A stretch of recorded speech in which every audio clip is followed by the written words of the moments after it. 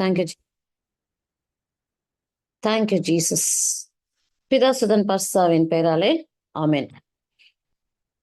அப்பா பிதாவே, அற்புதங்களையும் அதிசயங்களையும் செய்பவரே, எங்கள் மீது அன்பு கொண்டவரே, எங்களோடு எப்பொழுதும் இருப்பவரே, எங்கள் மீது கரிசனமாக இருப்பவரே, உமது அன்பையும் இரக்கத்தையும் உமது கிருபையும் எங்களுக்கு கொடுத்து எங்களை உமோடு என்றென்றைக்கும் நித்திய நித்தியமாய் நாங்கள் இருக்க வேண்டும் என்று விரும்புகிறவரே, இந்த மாலை பொழுதுலேப்பா இதோ உமது பிரசனத்தில் அமர, உமது வார்த்தையை சுவைக்க, உமது அன்பை புரிந்து கொள்ள, அதில் நிலைத்து நிற்க, அந்த உறுதியை எங்களுக்குள்ளாக நாங்கள் பெற்றுக்கொள்ள, உறுதியோடு நிற்க, எந்த ஒரு பிரச்சனைகளும் எந்த ஒரு சோர்வுகளும் சோதனைகளும் எங்களை அண்டி வந்தாலும் அதில் நாங்கள் உறுதியாக பற்றி கொண்டு நின்று வெற்றியை காண்பவராக, நீர் எங்களோடு இருக்கும்போது எங்களுக்கு எதிராக யார் என்று அறிந்து கொள்பவர்களாயும் உமது பிள்ளைகளாக வெற்றி பெற்றவர்களாக நாங்கள் வாழும்படிக்காயும் இன்றைய நேரத்தில் இன்றைய நாள்ல எங்களுக்கு கற்றுக் கொடுக்குறீங்க, பலப்படுத்துறீங்க, உறுதிப்படுத்துறீங்க, உமோடு இங்க இணைந்து இங்க இருக்கும்படியா செய்யறீங்க. அதுக்காக உமக்கு நன்றி ஆண்டவர்.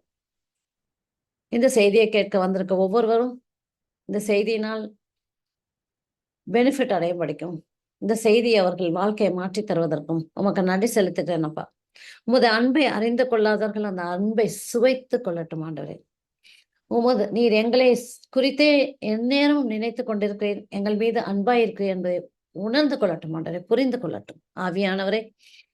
இது செயல்பட நீதாமே இங்க இருக்கிறேன். இதை உணர்த்துதல் கொடுப்பதற்கும் உறுதிப்படுத்துவதற்கும் நீதான் இங்க இருக்கிறேன்.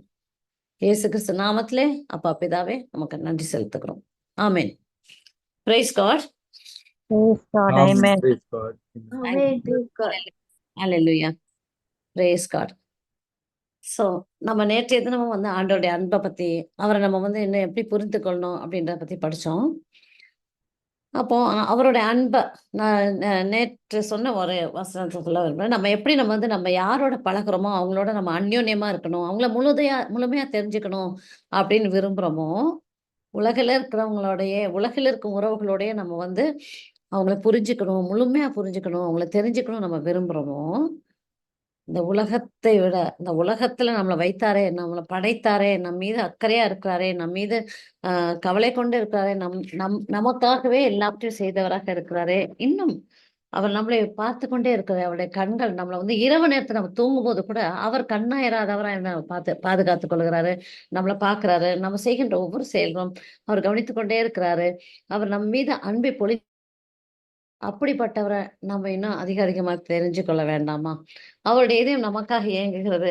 நம்ம அவரை இன்னும் அதிகமா தெரிந்து கொள்ளணும். ஏன் தெரிந்து கொள்ளணும்? ஏன்னா அவர் நம்மை அவருக்காக படைத்திருக்கார், நமக்கு வேண்டிய அனைத்தையும் செய்து முடித்திருக்கார், நம்மை பாதுகாத்து கொண்டிருக்கிறார், நமக்கு எல்லாவற்றையும் செய்து முடித்திருக்கார். நம்ம இதை புரிந்து கொள்ளாதனால்தான் நம்ம அவர்கிட்ட அந்நியப்பட்டு போகிறோம். அப்படி அவரை விட்டு நம்ம பிரிந்து அந்நியப்பட்டு போகும்போது அது தீயோனுக்கு அது ரொம்ப சுலபமாக போயிடுது. அந்த இடத்துல அந்த ஒரு பிரிவை கொண்டு வர்றதுக்கு, அந்த இடத்துல ஒரு சந்தேகத்தை கொண்டு வர்றதுக்கு, அந்த இடத்துல கடவுளோட இணையாம போகிறதுக்கு என்னென்ன பண்ணலாம் அப்படின்னு வழிமுறைகள்லாம் அவன் செய்யறதுக்கு வசதியா போயிடுது. ஆனா இன்றைக்கு எனக்காகவே, என்ன நேசிக்கிறதுக்காகவே இருக்கிற என் தேவன் எனக்காகவே இருக்கிறான்னு நான் புரிந்துகிட்டேனாக்கா, அவரிடமிருந்து நம்மளை யாரும் பறித்து கொள்ள முடியாது. அவரோடு இணைந்தவர்களா இருப்போம், வெற்றி பெற்றவர்களா இருப்போம், அவரோட குடும்பத்தை சார்ந்தவர்களா இருப்போம், அவருடைய பிள்ளைகளாக நம்ம இருப்போம். Praise God. Thank you Jesus. இது எல்லாமே இயேசு கிறிஸ்துனால் நடந்தது அப்படின்றது நமக்கு தெரியும் இல்லையா? அப்போ ஆண்டவர் எப்படி இருக்கா? அவரோட கரிசனம், அவருடைய அக்கறை, அவருடைய எண்ணங்கள் எல்லாமே எல்லாமே எப்படி இருக்குதான்? நம்மளை குறித்ததாகவே இருக்கும். அதை நம்ம பார்க்கும் பொழுது இந்த ஒரு ஒரு அழகான வசனம் இருக்கு. திருப்பாடல்ல 139 6வது வசனம். திருப்பாடல்ல 139 6வது வசனம் இருக்கு. இந்த வசனம் சொல்லுது, இந்த அன்பானது எப்படிப்பட்டதுனாக்கா என்னையும் உங்களையும் குறித்ததாக இருக்கு. எப்படி இருக்கு? என்னை பற்றிய அறிவு. இந்த இதுல சாட்ல பாத்தீங்கன்னா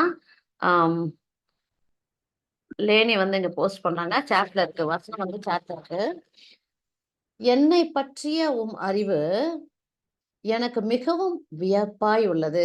ஆச்சரியத்தக்கதாக இருக்கு. என்னை பற்றிய அறிவு எனக்கு மிகவும் வியப்பாய் உள்ளது, அது உன்னதமானது. எப்படிப்பட்டதான்? அது ரொம்ப கிரேட், ஆசம், பெருசு, உன்னதமானது. அதை கம்பேர் பண்ண முடியாது. அது வந்து அந்த ஒரு பவித்திரமானது, குறை இல்லாதது, அதுல எந்த ஒரு கரையும் இல்லாதது. அது அதனால அந்த வார்த்தை அது உன்னதமானது, என் அறிவுக்கு எட்டாதது அப்படின்னு சொல்லப்பட்டது. ஏன் நம்ம அறிவுக்கு எட்டல? நேற்றைய தினமே நான் ஒரு வசனம் கொடுத்தேன் இல்லையா? ஆண்டவருடைய அன்பை குறித்து பார்க்கும் பொழுது, நம்ம மனிதர்களுடைய அன்பு எப்படி இருக்குனாக்கா, எதிர்பார்ப்புடன் கூடிய அன்பாக தான் இருக்கு. ஆனா கடவுளுடைய அன்பு எப்படி இருக்குனாக்கா, நம்ம கிட்ட இருந்து எதிர்பார்க்காம நமக்காக எல்லாவற்றையுமே செய்து முடிக்கிற அன்பாக இருக்கிறது. நம்ம கிட்ட இருந்து எதிர்பார்க்காத அப்படின்னாக்கா, அவர் எல்லாவற்றையும் கொடுத்து எல்லாவற்றையும் she is mine, he is mine அப்படின்னு நம்மள வந்து எடுத்துட்டு இருக்காரு. ஆனா நம்ம தான் வந்து அத முழுமையா அவருக்கு கொடுக்கிறோமா? அப்படின்றது வந்து நம்மகிட்ட தான் அந்த குறைபாடு இருக்கு. ஆனா அவர் எப்படி இருக்காரு? நான் எப்படி இருந்தாலும் என்னை ஏற்றுக்கொள்பவராக இருக்கிறாரு. நான் அழிந்து போயிறக்கூடாதுன்னு பாதுகாப்பவராக இருக்காரு. என்னோடு எப்பொழுதும் இருக்கணும்.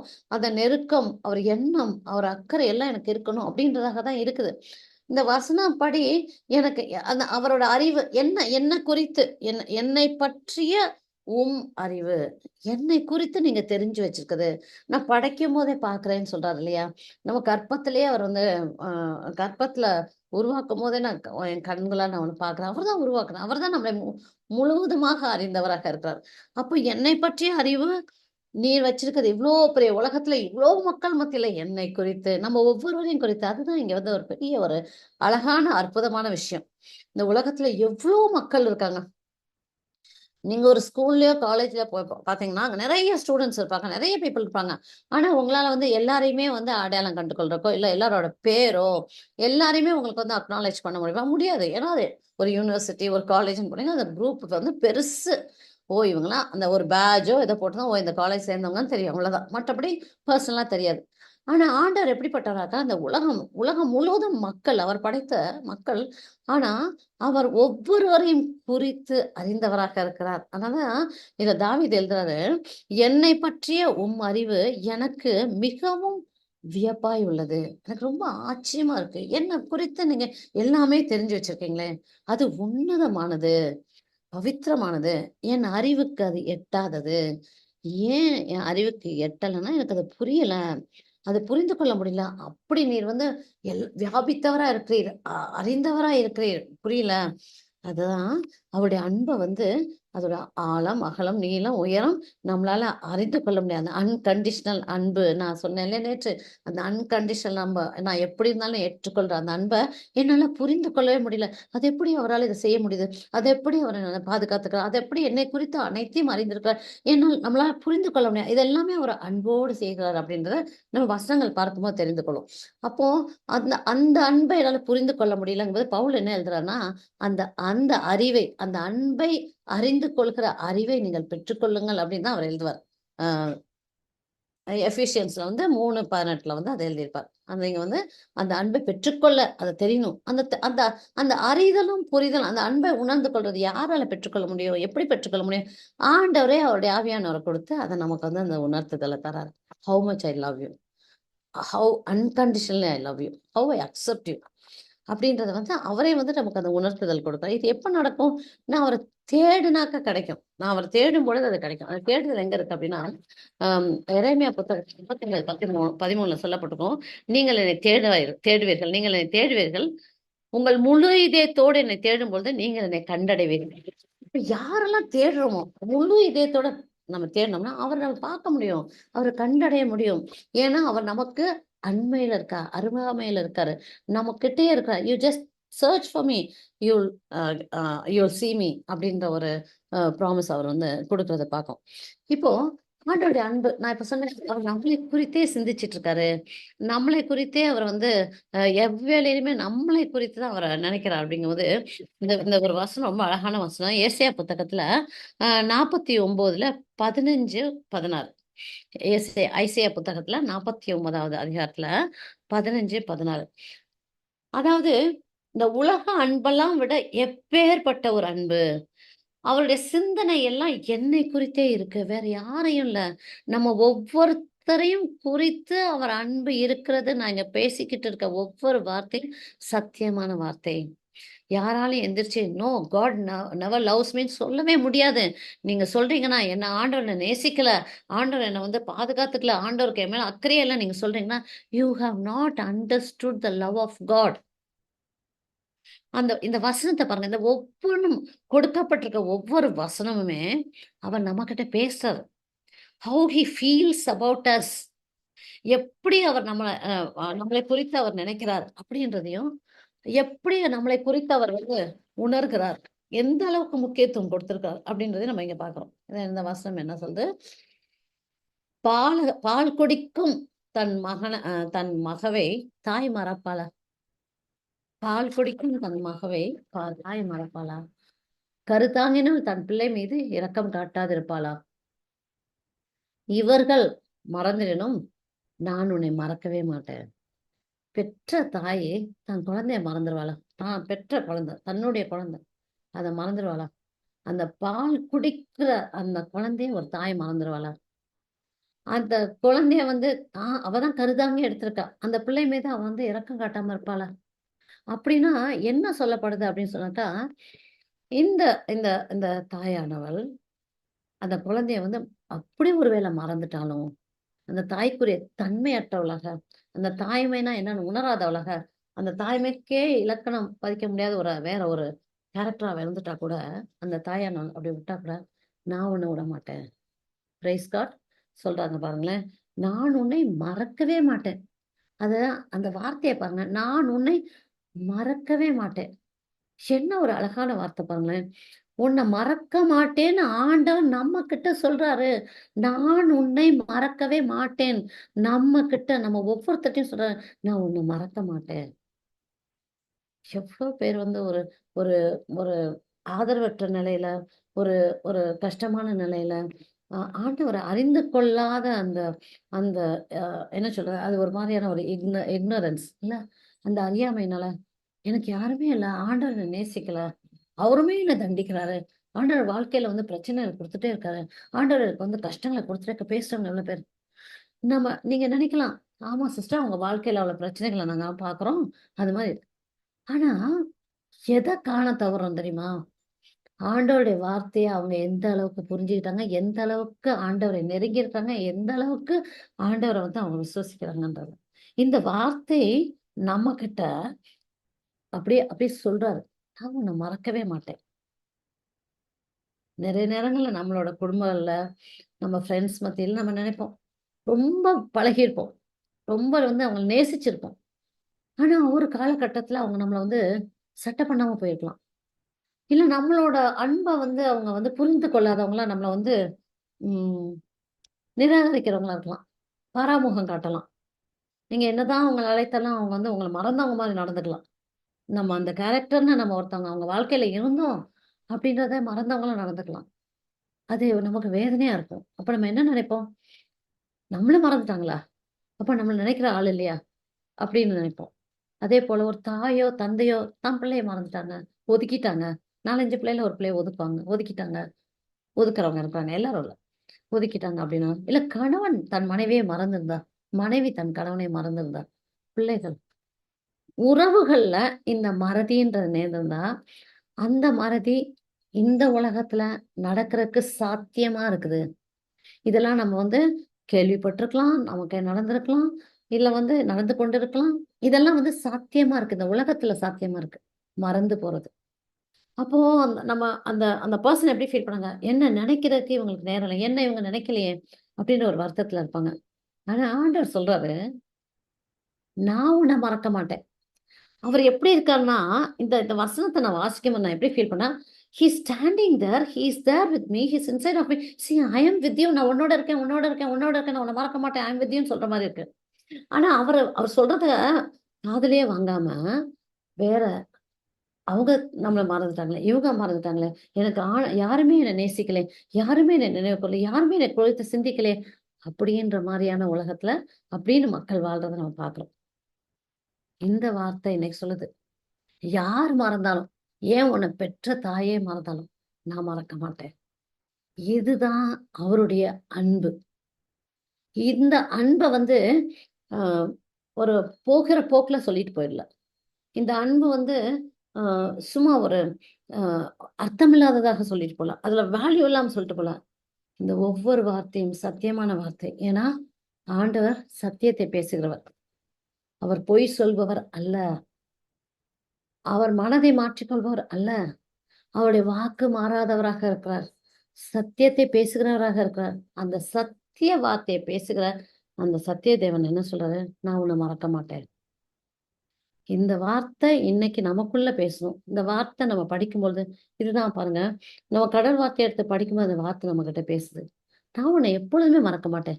நீ யார் மறந்தாலும், நீ எத்தனை பேர் மறந்தாலும் நான் உன்னை மறக்க மாட்டேன். அதோட தொடர்பா என்ன வருது? நான் உன்னை விட்டு விலகவே மாட்டேன்ற வசனம் நமக்கு நினைவு வருது. அப்ப அவர் விலக மாட்டாரு, மறக்க மாட்டாரு. அப்போ அவருடைய சிந்தனை எதை குறித்ததாக இருக்கிறது? அவருடைய சிந்தனை எதை குறித்ததாக இருக்குது? என்னை குறித்ததாக இருக்கு. Praise God. Thank you Jesus. அதுக்கு அடுத்தாப்புலயே என்ன சொல்றாருன்னா 16வது வசனம், இதோ என் உள்ளங்கைகளில் உன்னை நான் பொறித்து வைத்திருக்கேன். உன்னோட பேரை என் உள்ளங்கையில நான் எழுதி வச்சிருக்கேன். மறக்க மாட்டேன். உன் பேரையே என் உள்ளங்கையில எழுதி வச்சிருக்கேன். உன்னை குறித்த அனைத்தும் என் கண்களுக்கு முன்பாக இருக்கிறது.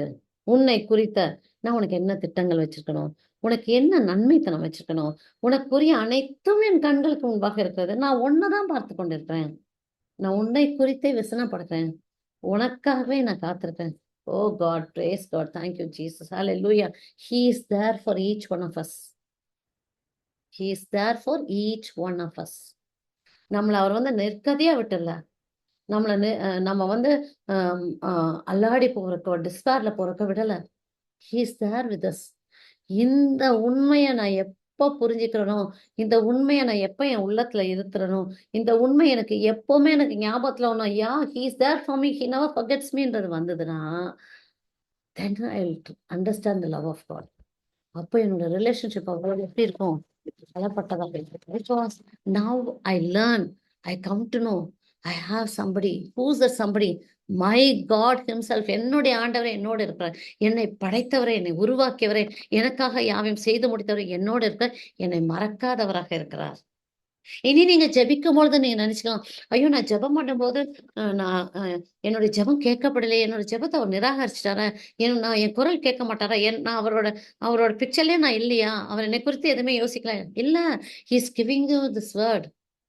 நான் உன்னை மறக்க மாட்டேன்றாரு. உன்னை குறித்த அனைத்தும் என்னோட உள்ளங்கையில உன் பேர் எழுதியிருக்கேன், உன் சுவர்கள் என் கண்கள் முன்பாக இருக்கு, உன்னை குறித்த அனைத்தும் எனக்கு என்னிடம் இருக்குது அப்படின்றாரு. அப்ப நான் செய்ய வேண்டியது, I have to run to him. அவரை நினைவுகிறதா, he is with me. நான் ஜெபிக்கிற ஒவ்வொன்றும் அவர் கேட்கிறாரு. It's happening. இதோ அவர் என்னோட இருக்கிறார். ஏன்னா என் மீது அவர் கரிசனமாக இருக்கிறார். 1 பேதுரு 5:7 என்ன சொல்லப்படுது? உன் கவலையெல்லாம் என் மீது போட்டுவிடு, நான் உன் மீது கவலையாக இருக்கேன். அந்த கவலை மட்டும் இல்லைங்க, அந்த கரிசனம் மட்டும் இல்லைங்க, நினைவோடு இருக்கு. நம்மளை குறித்து அவர் வந்து நினைத்து கொண்டே இருக்கிறார். Praise God. Thank you Jesus. Hallelujah. Hallelujah. Praise the Lord. Hallelujah. Praise God. Hallelujah. Praise Praise God. the Lord. Hallelujah. Praise God. Praise God. எரேமியா 29:11 பார்க்கலாம். இப்ப நான் வந்து சொன்னேன் அவர் மறக்காம இருக்கிறார் அப்படின்னு. அந்த மறக்காம அவர் நமக்கு என்ன பண்ணுகிறார் அப்படின்னு பாருங்க. எரேமியா 29:11 இந்த வசனம் பாருங்க. ஏனெனில் உங்களுக்காக நான் வகுத்திருக்கும் திட்டங்கள் எனக்கு தெரியும் அன்றோ. எரேமியா 29:11. லேனி, ஜெரேமியா. எரேமியா 29:11. ஏனெனில் உங்களுக்காக நான் வகுத்திருக்கும் திட்டங்கள் எனக்கு தெரியும் என்றோ, அவை வளமான எதிர்காலத்தையும்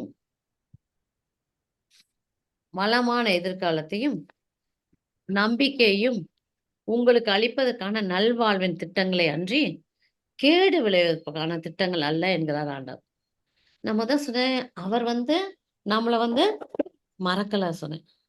அதன் போல சொன்னேன், அவளுடைய கண்கள் நம்மளை எப்பவுமே பார்த்துட்டே இருக்கு.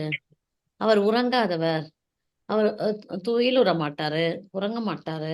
அவர் நம்மளே பார்த்து கொண்டு இருக்கிற கடவுளாக இருக்கிறாரு. அது இரவும் பகலும் நம்ம பார்க்கிறவரா இருக்காரு, இரவும் பகலும் நம்மளை நினைக்கிறவரா இருக்காரு, இரவும் பகலும் நம்மளை நேசிக்கிறவரா இருக்காரு, இரவும் பகலும் அவர் இரக்கத்தை கொடுப்பவரா இருக்காரு, இரவும் பகலும் அவர் கிருபை நம்மள செயல்படுறத பார்க்கறதா இருக்கிறாரு. Praise God. அப்போ அவர் சொல்றாரு, உங்களுக்காக நான் வகுத்திருக்கும், உங்களுக்காக, நம்ம ஒவ்வொருவருக்காகவும் அவர் வகுத்திருக்கும் திட்டங்கள் எனக்கு தெரியும் என்றோ. என்னென்ன திட்டம் நான் உங்களுக்கு வச்சிருக்கேன் எனக்கு தெரியும் என்றோ. அவை வளமான அது அந்த நான் உங்களுக்கு வச்சிருக்க திட்டங்கள் எனக்கு தெரியும். அது எப்படிப்பட்ட திட்டம்ன்றத வந்து எக்ஸ்பிளைன் பண்றாரு. அவை வளமான எதிர்காலத்தையும், நம்பிக்கையையும் உங்களுக்கு அளிப்பதற்கு. வளமான எதிர்காலம். அப்படின்னா என்ன? நமக்கு வந்து எந்த ஒரு குறைவுபடாத, எந்த ஒரு கஷ்டமும் இல்லாத, எந்த ஒரு ஆ தேவைகள்ல குறைபடாத, எல்லாம் வளம். வளம்னா என்ன? பசுமையாக, ப்ராஸ்பரஸாக, வளமையான சாரி வளமான எதிர்காலத்தையும், நம்பிக்கையும் உங்களுக்கு அளிப்பதற்கான நல்வாழ்வின் திட்டங்களே. அப்போ அந்த ஒவ்வொருத்தருக்கு, எனக்கு, உங்களுக்கு, இங்க கேட்டுட்டு இருக்க எல்லாருக்கும், இங்க உட்கார்ந்து இந்த செய்தி கேட்கிற எல்லாருக்கும், நான் உங்களுக்கு வளமான எதிர்காலத்தையும், நல்வாழ்வின் திட்டங்களே நான் வச்சிருக்கிறேன். வளமான எதிர்காலத்தையும், நல்வாழ்வின் திட்டங்களே நான் உங்களுக்கு வச்சிருக்கேன். கேடு விளைவிப்பதற்கான திட்டங்கள் அல்ல. நீங்க கேட்டிருக்கீங்களா? சில பேர் சொல்லுவாங்க, ஐயோ! க க கஷ்டத்துக்கு மேல கஷ்டம், நோய்க்கு மேல நோய். எப்ப பாரு எத தொட்டாலுமே வந்து அது பிரச்சனையா முடியுது. எல்லாமே கஷ்டங்களா இருக்குன்னு சொல்லுவாங்கல்ல. ஆனா அவருடைய திட்டம் கேடு விளைவிப்பதற்கான திட்டம் இல்லன்னு அவரே சொல்றாரு. யாரோ அவருக்காக பேசல. கடவுளே சொல்றாரு. கேடு விளைவிப்பதற்கான திட்டம் இல்ல என்கிறார் ஆண்டவர். அப்போ அவர இதுல வந்து என்ன பார்க்கிறோம் அப்டின்னாக்கா, அவருடைய நேசத்த பார்க்கிறோம். எனக்கு அவர் குடுக்குறது நல்லதாக இருக்கணும். நலமிக்கதாக இருக்கணும். வளமிக்கதாக இருக்கணும். எனக்கு வந்து நிறைவு தரதா இருக்கும். நல்வாழ்வின் திட்டங்களா இருக்கணும் தான் சொல்றாரே ஒழிய, எந்த ஒரு கெடுதலும், எந்த ஒரு கேடும், எதுவுமே தீயதும் ஏற்படாத திட்டங்கள் தான் நான் உனக்கு வச்சிருக்கேன். கொஸ்டின் வரலாம், மனசுக்குள்ள வரலாம். ஆமா, அன்பான ஆண்டவர் தான், என்ன நேசிக்கிற ஆண்டவர் தான், எனக்கு நல்ல திட்டங்கள் தான் வச்சிருக்காரு. ஆனா இந்த நல்ல திட்டங்கள், நலமான திட்டங்கள் அவர் வைத்திருந்தும், ஏன் என் வாழ்க்கையில பார்க்க முடியல? அப்படின்னு உங்களுக்கு தோணும். இப்போ நீங்க அனலைஸ் பண்ணி பார்க்கணும். அவருடைய திட்டங்களுக்கு ஏற்ப, அவர் சொல்ற வார்த்தைக்கு ஏற்ப, அவர நான் எந்த அளவுக்கு புரிஞ்சுட்டு இருக்கேன். என்னுடைய வாழ்க்கையில சிச்சுவேஷன் வரும்போது, அந்த சிச்சுவேஷனை குறித்து நான் பல கேள்விகள எழுப்பிட்டு இருந்தேனா? அந்த சிச்சுவேஷனை குறித்து நான் கடவுளே நம்பாம இருந்தேனா? அந்த சிச்சுவேஷன குறித்து கடவுளே நான் வந்து எதிர்த்து கொண்டிருந்தேனா? அவர் வைத்திருக்க திட்டங்கள், இது என்ன இப்படிப்பட்ட திட்டமா இருக்கு? இந்த இஸ்ரவேல் நாட்டு மக்கள் என்ன பண்ணாங்க? ஆண்டவர் அவங்கள அழைத்து கொண்டு வரும்போது, அ அந்த எகிப்து நாட்டுலருந்து அவங்கள இஸ்ரவேல் நாட்டு மக்களை அழைத்து கொண்டு வரும்போது, அவங்க புலம்பிட்டே இருந்தாங்க. அவங்க வந்து கம்ப்ளைண்ட் பண்ணிட்டே இருந்தாங்க. ஒவ்வொன்னுமே ஆண்டவர் தான் அவங்களுக்கு ஒன்றொன்றாக செய்ய, நன்மைகளை செய்ய அந்த கடலை பிரித்தாரு, நடத்தி கூட்டிட்டு வந்தாரு, உணவு கொடுத்தாரு, நீரை கொடுத்தாரு, அவங்களுக்கு பாதுகாப்பை கொடுத்தாரு, எல்லாவற்றையும் செய்த அந்த கடவுள, அவங்க என்ன பண்ணாங்க? அவங்க வந்து புலம்பிட்டே இருந்தாங்க. ஒவ்வொரு இடத்துலயுமே வந்து அவர நிந்தித்தாங்க. "ஏன் இந்த இடத்துக்கு கூட்டு வந்த? இந்த இடத்துக்கு கூட்டு வந்து நாங்க சாகறக்கா? இந்த இடத்துக்கு கூட்டு வந்து நாங்க அங்க எகிப்திலே இருந்திருப்போமே! இங்க ஏன் இவ்வளவு தூரம் கூட்டு வந்து எங்களுக்கு இந்த கஷ்டங்கள குடுக்குற?" அப்படின்னு மோயிச எதிர்த்து கேட்டுட்டு இருந்தாங்க. இந்த சிச்சுவேஷன் நம்ப வாழ்க்கையில நிகழ்ந்திருக்குதா?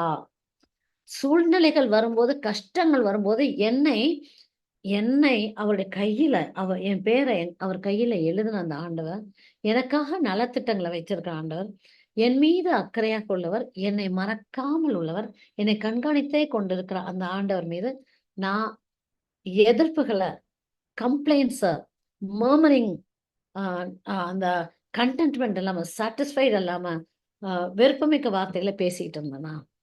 அந்த எண்ணங்கள எனக்கு வரவிட்டனா? கடவுள் எனக்கு வைத்திருக்கும் திட்டங்களுக்கு மாறான எண்ணங்கள நான் எனக்குள்ள வரவிட்டனா? அத நம்ம அனலைஸ் பண்ணி பார்க்கணும். நம்ம வாழ்க்கையில பல பிரச்சனைகள் நடப்பதற்கான காரணம், நம்ம ஆண்டவரை புரிந்து கொள்ளாமலும், ஆண்டவர் வைத்திருக்க திட்டங்களை புரிந்து கொள்ளாம, நம்ம செயல்களால, நம்மளுடைய தவறுகள்னால ஏற்படுத்தி, அத வந்து நம்ம என்ன பண்றோம்? அத அந்த திட்டத்தையே மாத்தி போட்டுர்றோம். ஆனா, யார கை காட்டுவோம்? கடவுள கை காட்டுவோம். யார சொன்னா, அவர் தான் அனுமதிச்சாரு. அவர் தான் எனக்கு இந்த இடத்துல வச்சாரு. அவரால தான் எனக்கு இது நிகழ்ந்தது.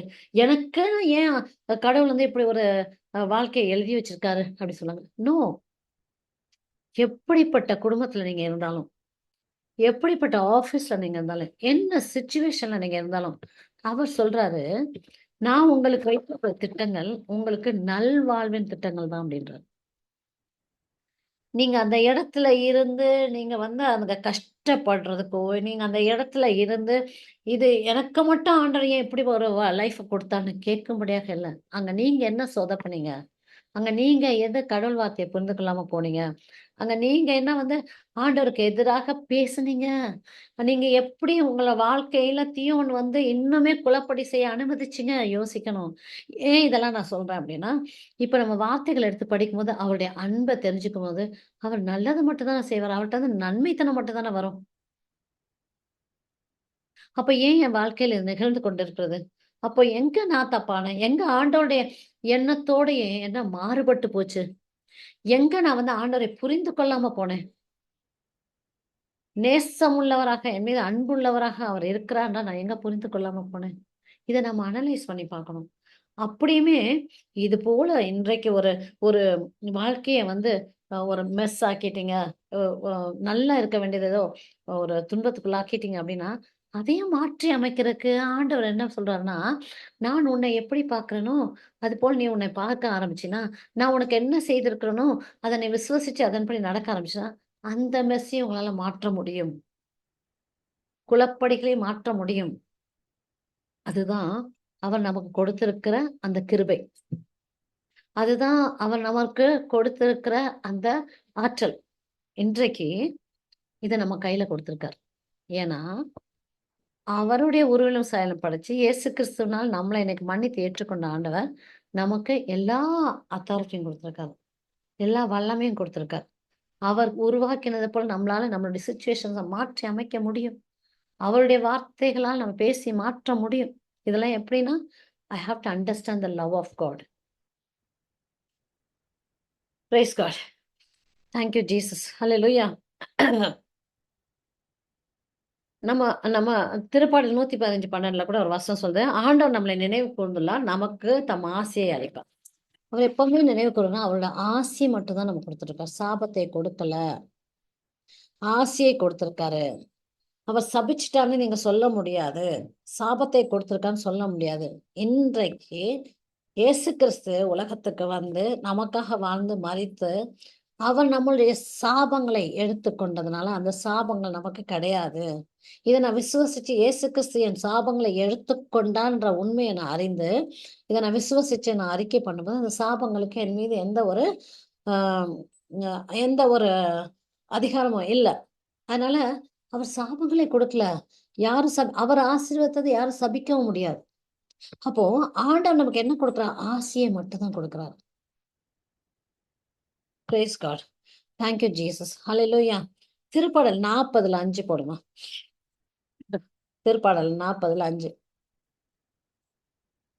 இந்த இந்த வசனம் நமக்கு என்ன சொல்றா, அவர் வந்து ஆண்டவரே ஓகே. ஆமா. Thank you. ஆண்டவரே எண்ணற்றவை அதாவது நம்ம எண்ணவே முடியாத அளவுக்கு இந்த வாசிக்கிறேன். ஆண்டவரே எண்ணிறந்தவற்றை எண்ணவே முடியாம எண்ணிறந்தவற்றை நீர் எமக்கென செய்துள்ளீர். எண்ணவே முடியாதவற்றை நீ எனக்கென செய்துள்ளீர். உமக்கு நிகரானவர் எவரும் இல்லர். ஏன்னா அவர்தான் நம்மளை படைத்தவர். அவர்தான் நம்மளை உருவாக்கினவர். அவர்தான் நம்மளை வழி நடத்துவர். அவர்தான் நம்மளை வந்து என்ன நினைக்கிறாரு? அவரோட நம்ம வந்து நித்தியமா நம்ம இருக்கணும் அப்படின்றத வந்து அவர் விரும்புறார். அப்போ அப்படிப்பட்ட அந்த தேவன் அவருக்கு நிகர் யாருமே இல்லை. நம்மீது அன்பு கொண்டுள்ள அந்த தேவனுக்கு நிகர் யாருமே இல்லை. அப்போ என்ன சொல்றாருன்னா, என் கடவுளே உம் அருஞ்செயல்களும் உம் திட்டங்களும் எங்களுக்காகவே அவற்றை நான் எடுத்துரைக்க விரும்புவேனாகில் அவை எண்ணில் அடங்காதவை. இப்ப எண்ணவே முடியாத அளவுக்கான நன்மைகளை அவர் நம்ம வாழ்க்கையில செய்திருக்கிறாரு. இததான் தாவீது சொல்றாரு. என்னால எண்ண முடியாது. எண்ணி 1, 2, 3ன்னு எண்ண முடியாது. எண்ண முடியாத அளவுக்கு நீர் எனக்கு பல காரியங்களை செஞ்சிருக்கீங்க. உமக்கு நிகரா யாரும் இல்ல. உம் திட்டங்கள் எனக்கான திட்டங்கள். அருஞ்செயல்கள். அருஞ்செயல்னா என்ன? இது நடக்குமா? நடக்காதா? இதெல்லாம் வந்து சாத்தியமான்னு கேட்கக்கூடிய காரியங்களை சாத்தியப்படுத்தி தர்றாரு பார்த்தீங்களா? அந்த பாதையில வந்து எப்படி இந்த கடல் வந்து குறுக்க நின்னுச்சு மோயிசன் கூட்டிட்டு வரும்போது, எப்படி இந்த கடலை கடந்து அந்த சைடு போகிறதுன்னு சாத்தியமற்றது. அது நடக்கக்கூடிய ஒரு காரியமே இல்ல. ஆனா அந்த இடத்துல ஆண்டவர் என்ன பண்ணாரு? கடலை பிரிச்சாரு. காற்று வீசி கடல் பிரிந்து அந்த மண்ணுல வந்து அவங்க நடந்து போறாங்க. இதுதான் அருஞ்செயல். இப்படி அருஞ்செயல் அந்த பெரிய பெரிய காரியங்கள் நம்ம அங்க பார்த்தது. இந்த அருஞ்செயல் வந்து நம்ம எங்க பார்க்கிறோம்? நம்ம வாழ்க்கையிலயும் நிறைய காரியங்கள்ல இது நடக்கிற இது பாசிபிளா? நம்மளுடைய நம்மளுடைய அன்றாட அறிவுக்கு நம்முடைய அந்த 5 சென்சஸ்ல பார்க்கும்போது இது நடக்கிறதுக்கான சாத்தியக்கூறு இல்ல அப்படின்னு நினைக்கிற இடத்துல சாத்தியப்படுத்தி தர்றது. அந்த சாத்தியப்படுத்தி தர்ற கடவுள் தான் அவர்தான். அவருக்கு நிகர் யாருமே இல்ல. ஏன்னா அவர் வந்து அந்த அருஞ்செயல்களும் திட்டங்களும் எனக்கும் உங்களுக்கும் எண்ண முடியாத அளவுக்கு அவர் செய்து வைத்திருக்கிறாரு. Praise God. இந்த வசனங்கள்லாம் எடுத்து பார்க்கும்போது நமக்கு எப்படி இருக்கு அப்படின்னா, ஆண்டவருடைய அந்த அவர் செய்திருக்க காரியங்கள் நம்ம எந்த அளவுக்கு புரிஞ்சிட்டு இருக்கோம். அதனாலதான் ஏசாயா 55 8, 9 நேத்து பார்த்தோம் இல்லையா? ஏசாயா புத்தகத்துல 55 அதிகாரத்துல 8ல 9 என்ன பார்த்தோம்? அவருடைய எண்ணங்கள் நம்ம எண்ணங்கள். இப்போ இது வந்து தாவீது பேசுறத நம்ம பார்க்கிறோம். என்னால கவுண்ட் பண்ணவே முடியலையே. நீ நீ செய்த பெரிய காரியங்களை உமக்கு நிகரா யார் இருக்கா? நீ தானே பெரிய அருஞ்செயல்களை செய்திருக்கீங்க அப்படின்னு சொல்லுகிற அந்த தாவீது அதிசயப்பட்டு சொல்லுகிறார் இல்லையா? அது போலதான் நமக்கும். அதனாலதான் ஆண்டவர் சொல்றாரு, உன்னுடைய எண்ணங்கள் என் எண்ணங்கள் உங்கள் எண்ணங்களை போல அல்ல. எண்ணங்கள் என் எண்ணங்களை போல அல்ல. ஏன்னா உங்கள் வழிமுறைகள் என் வழிமுறைகள் அல்ல. 9வது வசனம் பாருங்க. மண்ணுலகத்திலிருந்து விண்ணுலகம். மண்ணுலகம் எங்க இருக்கு? விண்ணுலகம் எவ்வளவு உயரத்துல இருக்கு இல்லையா? மண்ணுலகத்திலிருந்து விண்ணுலகம் மிக உயர்ந்து இருப்பது போல உங்கள் வழிமுறைகளை விட என் வழிமுறைகளும் உங்கள் எண்ணங்களை விட என் எண்ணங்களும் மிக உயர்ந்திருக்கணும். அப்போ அவருக்கு தெரியுது, நம்ம மனுஷன் நம்ம ஆண்டவர் வந்து நமக்கு தன்னை வெளிப்படுத்தினாலும் நம்மளுடைய எண்ணங்கள் எப்படி இருக்குன்னா லிமிட்டேஷனோட இருக்கு. It's limited. அதாவது இதுக்கு மேல என்னால சிந்திக்க முடியாது, இதுக்கு மேல புரிந்து கொள்ள முடியாது அப்படின்னு இருக்கு. அதனாலதான் சொல்றேன், உன் எண்ணங்கள் என் எண்ணங்களை போல இல்ல. அது எப்படி இருக்கான்? விண்ணுக்கும் மண்ணுக்கும் எவ்வளவு உயரம் இருக்கும், அது போல அது வந்து அந்த அளவுக்கு வேறுபாடு இருக்கு, மாறுபாடு இருக்கு, வித்தியாசம் இருக்கு அப்படி.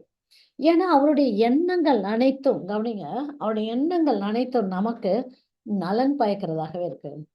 அவருடைய எண்ணங்கள், சிந்தனைகள், அவர் நம்மளை குறித்து யோசிக்கிறது எல்லாமே நமக்கு நன்மைத்தனமாக தான் இருக்கு. ஆனா நம்ம எண்ணங்கள் எப்படி இருக்கு? அந்த எண்ணங்களை புரிந்து கொள்ள முடியாம நம்ம எண்ணங்கள் எல்லாம் அப்படியே லிமிட்டடா, நம்ம எதை பார்க்கிறோமோ, எதை கேட்கிறோமோ, எது நடக்குதோ அதை அதை சார்ந்ததாக, எதை அனுபவிக்கிறோமோ அதை சார்ந்ததாக, எதை பிறர் சொல்றாங்களோ அதை சார்ந்ததாகவே நம்ம வாழ்ந்துட்டு இருக்கோம். ஆனா அவருடைய எண்ணங்கள் நம்ம எண்ணங்களோட ஒத்து போல. அவருடைய எண்ணங்கள் வந்து எப்படி இருக்கு? மிக உயர்ந்ததாக இருக்கு. என் எண்ணங்கள் உங்கள் எண்ணங்கள் அல்ல. ஏன்னா என்னுடைய எண்ணங்கள் முழுசுமே நீங்க நல்லா இருக்கணும்ன்றதான். என் எண்ணங்கள் எல்லாமே நித்தியம் நீங்கள் உன்னோட இருக்கணும் தான். என் எண்ணங்கள் எல்லாமே இந்த மண்ணுலக வாழ்க்கைக்கும் விண்ணுலக வாழ்க்கைக்கும் உள்ள ஆசீர்வாதங்களை நீங்கள் கண்டிருப்பதுதான். என்னுடைய எண்ணங்கள் என்னால ஊற்றப்பட்ட அந்த அன்பு, நான் கொடுத்திருக்க அந்த அன்பு, இந்த ஆவியானவரை நமக்காக அவர் கொடுத்திருக்கார். அவர் நமக்குள்ளாக இருக்கிறார். அப்போ அவரை, அந்த ஆவியானவர் எனக்குள்ளாக இருக்க, அவர் பேசுறாரு, அவர் கற்றுக் கொடுக்க, அதை புரிந்து கேட்டு நடக்கின்ற அந்த எண்ணங்களாக மாறணும். ஆனா நம்ம எப்படி இருக்கோம்? நம்ம எண்ணங்கள் வந்து மாறுபட்டதாக இருக்கு. கடவுளுக்கு ஏற்ற அவருடைய எண்ணங்களோடு சேர்ந்ததாக இல்லாம இருக்குது. அதான் சொல்ல, உங்க எண்ணங்கள், நான் உன்னை குறித்து வைத்திருக்க எண்ணங்கள் எல்லாமே நல்ல வளத்துடனும் நலன்களுடன் நம்ம வாழ்றதுதான். நம்ம எண்ணங்கள் எப்படி இருக்குனாக்கா அவர் சொல்ற வார்த்தைக்கு நேர் எதிராக சிந்திக்க கூடியதாக இருக்கு. அவர் என்ன வந்து இயேசு கிறிஸ்துவின் ரத்தத்தினால இன்னைக்கு வந்து இயேசு கிறிஸ்து நமக்கு வந்து அவர் பரிகாரி ஆக்குனாரு. அந்த ரத்தத்தினால் நம்ம கழுவப்பட்டவர்களா பாக்குறாரு. அப்படின்னா நம்ம வந்து நம்மளை எப்படி பார்ப்போம் அப்படின்னாக்கா, ஐயோ நான் இன்னும் பாவியா இருக்கிறேன், என் பாவம் மன்னிக்கப்படல, ஆண்டவர் எப்படி என் பாவத்தை மன்னிப்பாரு, நான் செஞ்ச பாவத்தை கடவுள் கூட மன்னிக்க மாட்டாருன்னு நினைப்பவர்களா இருந்தா அவர் எண்ணமும் நம்ம எண்ணமும் ஒத்து போகல. அவருடைய எண்ணங்கள் என்ன? அவருடைய எண்ணங்கள் நான் தெரிஞ்சுக்கிறதுக்கு நான் அவரை தெரிஞ்சுக்கணும். ஆனா அவருடைய எண்ணங்கள் எல்லாமே என்னை குறித்ததாகவும் எனக்காக மட்டுமே இருக்கிறது. Praise God. Thank you, Jesus. Hallelujah. அப்ப அவருடைய எண்ணங்கள் எல்லாமே என்னை குறித்து அப்படி இருக்குன்னா நான் எப்படி சிந்திக்க ஆரம்பிக்கணும், இதை நம்ம கற்றுக்கொள்ளணும். கடவுளை குறித்து நம்ம விவிலியத்துல பார்க்கும்போது நம்ம ஆண்டரை குறித்து என்ன பார்க்கிறோம்? அவர் வந்து எவ்வளவு ஒரு அன்பான கடவுள் பார்த்துக்கிறோம், எவ்வளவு ஒரு பரிசுத்தமான கடவுள், எவ்வளவு வந்து ஒரு பவர்ஃபுல்லான கடவுள் அப்படின்றத வந்து பார்க்கணும். அப்படிப்பட்ட கடவுளை குறித்து நம்ம விவிலியத்துல பார்க்கும்போது Praise God. ஸோ நான் சொல்லிட்டு இருந்தேன், ஆண்டவரை பற்றிய அந்த அன்பை நம்ம தெரிஞ்சு கொள்ளும் போது ஆண்டவர் நமக்கு என்ன பண்றாரு அப்படின்னு சொன்னாக்கா, நமக்கு வந்து அவர் அவர் அவர் அவர் நமக்காக அவர் நம்மளை நேசிக்கிற அந்த ஆண்டவர், நம்ம மீது அன்பு வைத்திருக்கிற ஆண்டவர், நம்ம எப்பவுமே அவரோட நித்தியமா இருக்கணும்னு விரும்புற அந்த ஆண்டவர் என்ன பண்றாரு அப்படின்னு சொன்னாக்கா, நமக்காகவே நான் சொன்னேன்ல இந்த மீட்பின் திட்டம், நம்ம வந்து நரகத்துக்கு போயிடக்கூடாது அப்படின்ற அந்த மீட்பின் திட்டத்தை அவர் நமக்காக உருவாக்குனார். நான் உங்களுக்கு ஒரு வசனம் காட்டுறேன். ரோமர் புத்தகத்துல 3ல வந்து ரோமர் புத்தகத்துல 3ல 23ல இருந்து 24 நான் வாசிக்கிறேன். ரோமர் புத்தகத்துல 3ல இருந்து 24 என்ன இந்த வசனம் பார்ப்போம். இந்த வசனத்தை படிச்சீங்கன்னா உங்களுக்கு புரியும். சரியா? ஆயினும் ஏனெனில் எல்லோருமே பாவம் செய்து கடவுள் கொடுத்த மேன்மை இழந்து போயினர். என்ன சொல்லுது? ஏனெனில் எல்லோருமே பாவம் செய்து கடவுள் கொடுத்த மேன்மை இழந்து போயினர். ஆயினும் அனைவரும் கிறிஸ்து இயேசு நிறைவேற்றிய மீட்பு செயலின் மூலம் கடவுளுடைய அருளால் இலவசமாய் அவருக்கு ஏற்புடையவர்கள் ஆக்கப்படுகின்றனர். இந்த ஒரு வசனம் நம்ம வந்து லேர்ன் பண்ணிட்டோம்னா போதும். இங்க பாருங்களேன். ஆயினும் அனைவரும் ஏனெனில் எல்லோருமே பாவம் செய்து. ஆனால் மனிதனை படைச்சப்போ அவர் எப்படி படைச்சார் அப்படின்னாக்கா, அவருடைய உருவலும் சாயலும் படைச்சு தன்னை போலவே இருக்கணும்னு சொல்லி தன்னுடைய கடவுள் தன்மை தான் எப்படி இருக்காரோ அது போல மனிதனும் ஆளுகை செய்யணும் அப்படின்றத கொடுத்திருந்தார். விண்ணுலகமோ கடவுளுக்குரியது, மண்ணுலகமோ மனிதனுக்குரியதுன்னு சொல்லி மனிதனுக்கு அந்த அதிகாரத்தை கொடுத்து, ஊர்வன பரப்பன எல்லாத்து மேலும் இந்த உலகத்துல படைத்திருக்க அனைத்து மேலும் உனக்கு அதிகாரம் உண்டுன்னு கொடுத்திருந்தார். ஆனா அந்த அதிகாரத்தெல்லாம் வந்து மனிதன் என்ன பண்ணா, இழந்து போனான். ஆதாம் பாவம் செய்த உடனே மனிதன் வந்து அதை இழந்து போனான். அந்த இழந்து போய் பாவத்திலேயே இருந்தான். அந்த பாவமா அந்த பாவத்திற்கான கான்சிக்வன்சஸ் என்னது? அந்த கர்சஸ், சாபங்கள், தீமை எல்லாமே உள்ள வந்தது. அப்போ எல்லாருமே எப்படி இருந்தாங்க? பாவம் செஞ்சு கடவுள் கொடுத்த மேன்மையை, அந்த மேன்மை என்ன? உயர்வா தன்னை போலவே கிரியேட்டரா கடவுள் எப்படி படைக்கும் தன்மை உள்ளவராக இருந்தாரோ அது போல மனிதனுக்கு பேசும் தன்மை கொடுத்து, கடவுளுடைய வார்த்தையை கொடுத்து, அந்த வார்த்தையை பேசும் பொழுது உருவாக்கும் திறனை, அதிகாரத்தை அவர் கொடுத்திருந்தார். ஆனா எல்லாத்தையுமே என்ன பண்ணா, ஆதாம் பாவம் செய்ததுனால, மனிதன் பாவம் செய்ததுனால அந்த மேன்மையை இழந்து போயினர். ஆயினும் அந்த 24வது வசனம் சொல்லுது, ஆயினும் அனைவரும் கிறிஸ்து இயேசு நிறைவேற்றிய மீட்பு செயலின் மூலம். கிறிஸ்து இயேசு என்ன பண்ணாரு? நமக்காக இந்த உலகத்துல பிறந்து நமக்காக வந்து என்னன்னாரு? பரிகாரியானார் இல்லையா? அந்த மீட்பு செயல், நம்மளை மீட்க அவர் செய்த அந்த செயல், சிலுவை மரணம் எடுத்துக்கிட்டதான் அந்த மீட்பு செயல். அந்த மீட்பு செயலின் மூலம் கடவுளுடைய அருளை, இன்னைக்கு இயேசு கிறிஸ்து சிலுவை மரணம் எடுத்ததுனாலையும், இயேசு கிறிஸ்து நம்ம பாவங்களுக்காக பரிகாரம் பண்ணினதுனாலையும் கடவுளிடம் வந்து இலவசமாய், நம்ம எதுவுமே பே பண்ணாம, நம்ம எதுவுமே செய்யாம இலவசமாய் நம்ம என்ன பெற்றுக்கணுமா? கடவுளுக்கு ஏற்புடையவர்கள் ஆக்கப்படுகின்றனர். நம்ம வந்து பாவிகளா தான் இருந்தோம். ஆனா நம்ம பாவத்திற்கு நம்மளை தண்டிக்காம, நம்ம பாவத்தை மன்னிச்சு, நம்ம பாவத்திற்கான தண்டனை இயேசு கிறிஸ்துக்கு கொடுத்து, நம்ம என்ன பண்ணாராம்? அவருக்கு ஏற்புடையவர்களா ஆக்கிட்டாராம்.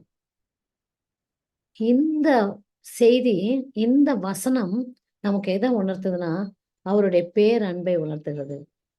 அவருடைய அன்பை நமக்கு உணர்த்துகிறது.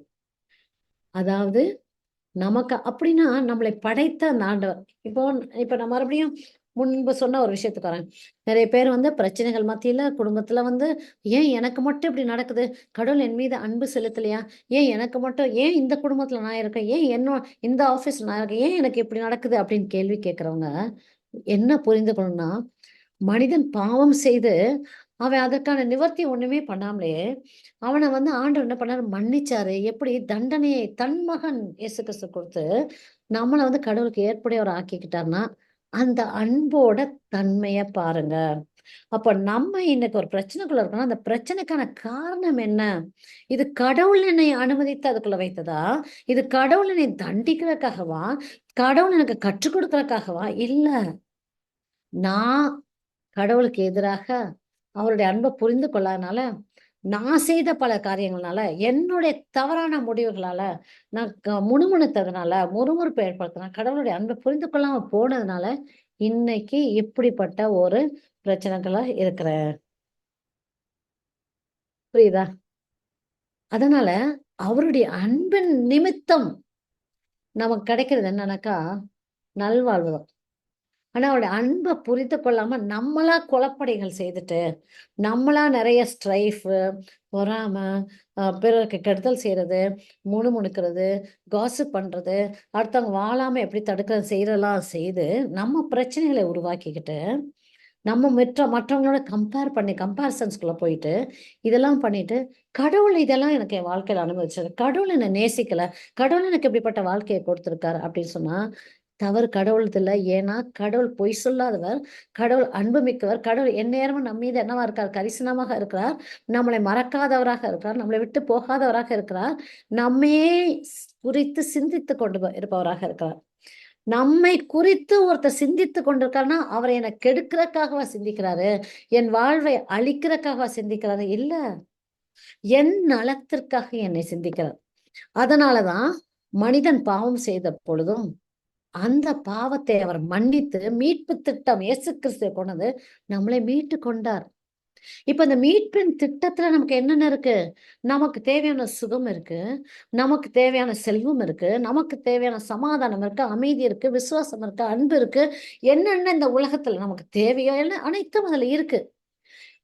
அந்த மீட்பின் திட்டம், அந்த சல்வேஷன் பேக்கேஜ்ல எல்லாமே எனக்கு கொடுக்கப்பட்டிருக்கு. இதெல்லாம் பாவம் செய்தனால போயிருச்சு. இதெல்லாம் இழந்து போனோம். ஆனா இழந்து போனதை இன்னைக்கு இயேசு கிறிஸ்துவும் நம்ம பெற்றுக்கொள்ள முடியும் செய்திருக்கார். அப்ப இயேசு கிறிஸ்து நான் விசுவசிக்கிறனாலையும், இயேசு கிறிஸ்து எனக்காக சிலுவை மரணம் எடுத்தாரு, அவருடைய ரத்தம் சிந்தி என்னை தூய்மைப்படுத்தின மட்டும் இல்ல, அவருடைய நீதியும் அவருடைய நேர்மையும் எனக்கு கொடுத்து என் பாவத்தை அவர் சுமந்து கொண்டாரு. ஒரு வசனம் காமிக்கிறேன். லேனி வந்துட்டியாமா? 2 Corinthians 5:21 போடுமா, 2 Corinthians 5:21 போடுமா. 2 Corinthians 5:21 என்ன சொல்லுன்னா, பாவமே அறியாத அவரை பாவ நிலை ஏற்க செய்து. இயேசு கிறிஸ்துக்கு பாவம்னா என்னன்னு தெரியாது. பாவமே அறியாத அவரை பாவ நிலை ஏற்க செய்து நம்மளை என்ன பண்ண, ஏன் பாவ நிலை ஏற்க செய்தானா, நமக்கு நம்மளை ஏற்புடையவராக்கிறதுக்காக, பிதாவுக்கு பிள்ளைகளாக மாற்றுறதுக்காக. பாருங்க இந்த வசனம் பாருங்க, இதுல மெசேஜ்ல இருக்கு பாருங்க.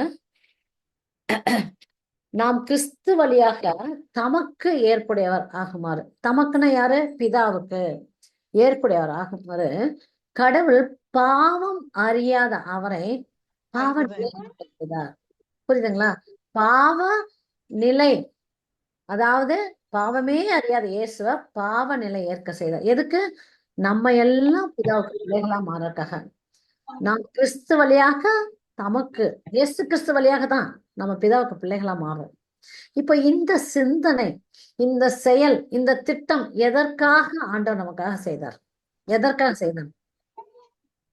நீ பாவம் செஞ்சல போ அப்படி விட்டாரா? இல்ல. நம்ம அவர் அவர் நம்மளை அவரோட இணைத்துக் கொள்கிறார். நம்மளை விட்டு இல்ல, அவர் நம்மளை கை கழுவி விட்டு இல்ல, என்னன்னா எக்கட கெட்டு போன்னு விடல, நம்ம மீது அக்கறை உள்ளவராக இருக்கிறாரு. அப்போ இந்த மீட்பின் திட்டத்தை கொண்டு நம்மளை சேர்த்து கொண்டாங்க. இன்னைக்கும் நான் ஒரு பாவத்துல இருக்கிறேன், இன்னைக்கும் நான் கடவுளை அறிந்து கொள்ளாம இருக்கிறேன், இன்னைக்கும் நான் கடவுளை விட்டு விலகி இருக்கிறேன் அப்படின்னு சொல்ற ஒவ்வொருத்தருமே அவரை ஏற்றுக்கொள்ளும் பொழுது, கிறிஸ்து இயேசு என் பாவத்துக்காக சிலுவை மரணம் எடுத்தாரு, நான் தண்டிக்கப்படணும், ஆனா அவர் தண்டிக்கப்பட்டாரு. எனக்கு மன்னிப்பு கொடுக்க கூடாது, ஆனா நான் மன்னிப்பு பெற்றிருக்கேன். மன்னிப்பு பெற்ற மட்டும் இல்லாம எனக்கு அவருடைய கிருபையை கொடுத்திருக்காரு. இந்த கிருபைன்றது என்னது? கடவுள் தன்னுடைய ஆற்றல், தன்னுடைய வல்லமை, தனக்குரிய அனைத்தையும் எனக்கு கொடுத்திருக்கிறாரு. எப்படி ஆதாம படைத்தப்போ ஆண்டவர் அவனுக்கு எல்லா வல்லமையும் கொடுத்தாரோ, அந்த ஆற்றலை கொடுத்தாரோ, அதிகாரத்தை கொடுத்தாரோ, அதை இன்னைக்கு இயேசு கிறிஸ்துவால் நான் பெற்றுக்கொள்ளும்படி அவர் எனக்கு கொடுத்திருக்கிறாரு. நம்ம ஒவ்வொருத்தருக்கும் கொடுத்திருக்கிறாரு.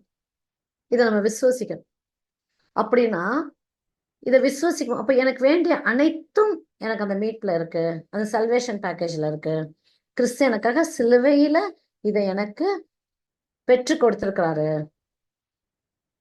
இதை நான் எப்ப உள்வாங்குறனோ, என் நோய்கள்லாம் அவர் சுமந்துக்கிட்டாரு, இழந்ததெல்லாம் நான் பெற்றுக்கொள்ள முடியும், என் சாபங்கள்லாம் அவர் எடுத்து தீர்த்துட்டாரு. உங்களுக்கு இந்த இடம் புரியறதுக்கு நான் உங்களுக்கு ஒண்ணு சொல்றேன். உங்களுக்கு I teach you something. Deuteronomy 28. தெரியுமா? டியூட்ரானமினா இணைச்சட்டம். இணைச்சட்டத்துல இந்த ஒரு விஷயம் உங்களுக்கு சொன்னா உங்களுக்கு புரியும். இணைச்சட்டத்துல 28வது அதிகாரம் எடுத்தீங்க அப்படின்னாக்கா உங்களுக்கு சொல்றேன். இணைச்சட்டத்துல 28வது அதிகாரம் எடுத்தீங்க அப்படின்னாக்கா இந்த இந்த 14 வரைக்கும் 1ல இருந்து 14 வரைக்கும் கொடுக்கப்பட்டிருக்கு. நான் வாசிக்கிறேன் பாருங்க. இணைச்சட்டத்துல உன் கடவுளாகிய ஆண்டவரின் குரலுக்கு செவி கொடு, நான் இன்று உனக்கு விதிக்கும் அவருடைய கட்டளைகள் அனைத்தையும். கவனிங்க, உங்களோட பைபிள் தான் எடுத்து பாருங்க.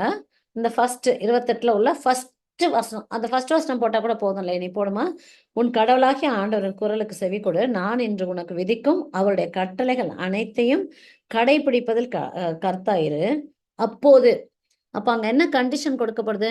நான் கொடுத்திருக்க கட்டளைகளை நீ கடைபிடித்தால், பாருங்களேன், அங்க இஃப் யூ டூ திஸ் அப்படின்றது கொடுக்கப்படுது இல்லையா?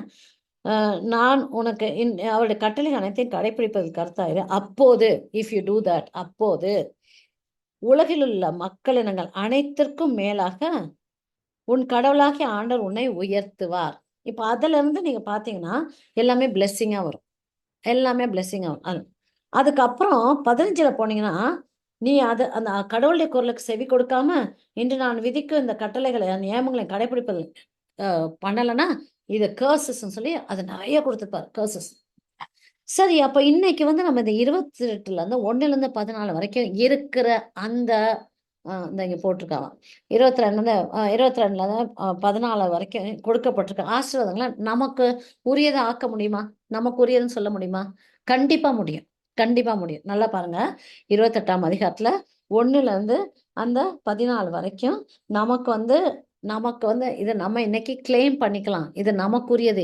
ஏன், எப்படி கிளைம் பண்ணலாம்? அதுதான் சொன்னாரே, நீ கட்டளைகளை ஃபாலோ பண்ண. நம்ம எல்லா கட்டளையும் ஃபாலோ பண்ண முடியுமா? முடியாது. நம்ம ஒரு கட்டளையை நான் ஃபாலோ கூட எல்லா கட்டளையும் ஃபாலோ பண்ண முடியாதபடி அது ஏற்றுக்கொள்ளப்படாது. அப்போ கட்டளைகள் ஃபாலோ பண்ணா கண்டிப்பா எல்லாத்தையும் கரெக்டா ஃபாலோ பண்ணா மட்டும்தான் இந்த ஆசீர்வாதங்களை பெற்றுக்கொள்ள முடியும். ஆனா இன்னைக்கு நானும் நீங்களும் இந்த ஆசீர்வாதங்களை பெற்றுக்கொள்ள முடியும். இந்த ஆசீர்வாதங்கள் நமக்கு தான் இது கிளைம் பண்ண முடியும். இது நமக்கு தான் கொடுக்கப்பட்ட ஆசீர்வாதங்கள். அது எப்படி வந்தது அப்படின்னு கேட்டா, இயேசு கிறிஸ்து ஒருத்தரால மட்டும்தான் கேன் ஃபுல்ஃபில் த லா. இயேசு கிறிஸ்துவால் மட்டும்தான் எல்லா கட்டளைகளையும் ஃபாலோ பண்ண முடியும். இயேசு கிறிஸ்துவால் மட்டும்தான் அந்த லா கம்ப்ளீஷன் நடக்குது. நம்ம யாராலையும் அந்த லா கொடுக்கப்பட்ட சட்டங்களை நிறைவேற்ற முடியாது. அப்போ அதை நிறைவேற்றினவர் யார் அப்படின்னாக்கா இயேசு கிறிஸ்து தான். இன்னைக்கு அவர் நிறைவேற்றினதுனால, பிகாஸ் ஆஃப் ஜீசஸ் கிரைஸ்ட், அவர் ஃபுல்ஃபில் பண்ணனால இந்த பிளெஸிங்ஸ் எல்லாம் நமக்கு. புரியுதா? புரியலையா? Yes, sister, understand. அப்போ இது இப்ப நான் எப்படி பெற்றுக்கொண்டேன்? அந்த சல்வேஷன் பிளான்ல ஜீசஸால தான் நான் இதை பெற்றுக்கொண்டேன். பிகாஸ் ஆஃப் ஜீசஸ் நான் இதை இப்ப பெற்றுக்கொண்டேன் இல்லையா? அப்படின்னா இது போலதான் இயேசு கிறிஸ்து நமக்காக நம்ம இழந்து போன அனைத்தையும் நம்ம பெற்றுக் கொடுத்திருக்காரு. இன்னைக்கு கிறிஸ்து இயேசுனால, சிலுவை மரணத்துல அவர் மரித்து உயிர்த்ததுனால நமக்கு நம்ம ஆசீர்வாதங்கள் அனைத்தையும் பெற்றுக்கொள்றோம். அவருக்குரிய ஆசீர்வாதங்கள் நம்ம பெற்றுக்கொள்றோம். கிறிஸ்துக்குரிய ஆசீர்வாதங்கள் நம்ம பெற்றுக்கொள்றோம். நமக்கிட்ட இருந்த சாபங்கள், நமக்கிட்ட இருந்த பாவங்கள் எல்லாமே அவர் மேல சுமத்தப்பட்டாயிற்று.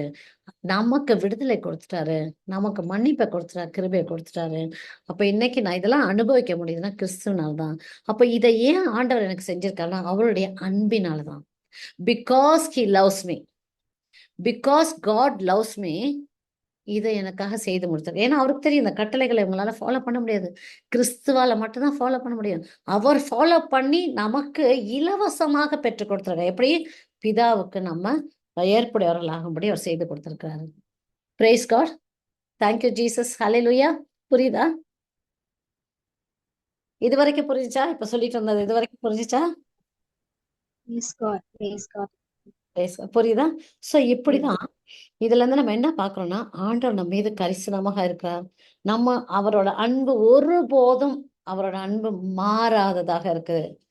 கடவுள் மாறுகிறவர் அல்ல, அவர் நேற்றும் இன்றும் என்றும் அதே மாதிரிதான் இருக்காரு. அவருடைய அன்பு மாறாத அன்பு, அந்த மாறாத அன்பா நடத்திட்டு இருக்காரு. அந்த மாறாத அன்பு நமக்கு என்றென்றைக்கும் எப்பொழுதும் எல்லா வேலையும் நமக்கு இருக்கு. அதனாலதான் சொன்னேன், இன்னைக்கும் யாராவது நான் வந்து ஒரு பாவத்துல இருக்கேன், ஒரு கஷ்டத்துல இருக்கேன், சிலுவையில இயேசு என் பாவத்திற்காக தண்டனை வாங்கினாருன்றதை நான் உணர்ந்து மன்னிப்பு கேட்டு இயேசு கிறிஸ்துவை ஏற்றுக்கொள்கிற மாத்திரத்துல அவ்வளவும் அனைத்து ஆசீர்வாதங்களையும் நம்ம வாழ்க்கையில பார்க்க முடியும். இழந்து போன எல்லாவற்றையும் நம்ம பெற்றுக்கொள்ள முடியும். இது ஆண்டவர் நமக்கு கொடுக்கிறது, அவருடைய அன்பின் நிமித்தம் கொடுக்கிறது.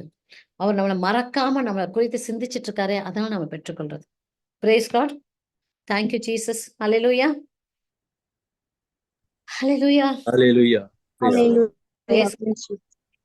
Thank you, Jesus. So, இதுதான் இன்னைக்கு நம்ம ஷேர் பண்றேன். மீதி நாளைக்கு பார்க்கலாம். நேற்றும் இன்று நம்ம பார்த்ததை நீங்க மறுபடியும் பார்த்தீங்கன்னாக்கா, அந்த அந்த அந்த அன்பு, அவருடைய அன்பை நம்ம வந்து புரிந்து கொள்ளும் போது will come closer to him. நம்ம closer வர வர we will know how much he loves us. நிறைய கேள்விகளுக்கு நமக்கு பதில் தெரியும், நிறைய குழப்பங்கள் நமக்கு மாறி போகும். ஏன்னா அவரை தெரிந்து கொள்ளும் போது அந்த புரிதல்ல நமக்கு வந்து நிறைய நமக்கு விடைகள் கிடைக்கும். Thank you Jesus. நன்றி அப்பா, நன்றி ஆண்டவரே. அப்பா பிதாவே, நன்றியோடு உமக்கு துதிக்கிறேன் அப்பா. இந்த வேளையில இதோ உமது அன்பை எடுத்துரைக்குமாறு என்னை பயன்படுத்துகிறீரே, அதற்காக நன்றி ஆண்டவரே. நீர் எங்கள் ஒவ்வொருவரையும் பெயர் சொல்லி அழைத்திருக்கிறீர்.